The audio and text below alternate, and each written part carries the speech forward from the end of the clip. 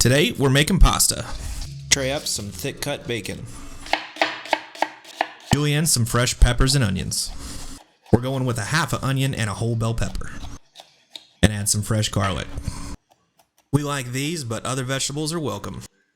Marinate your chicken in Italian seasoning, paprika, smoked paprika, fresh ground pepper, and a little bit of salt.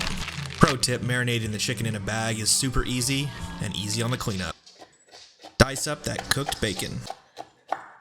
Sear the chicken on high in a cast iron skillet. Looking for a nice crust on the chicken, so you only need to flip it once here. Add vegetables to the pan that you cook the chicken in and saute.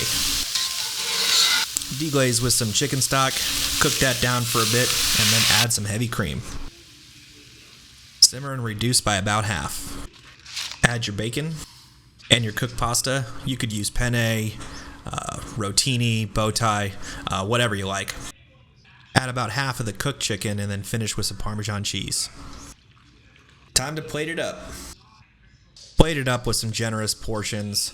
We love this recipe. It's a go-to in our house. Hope you enjoy it. Thanks for watching.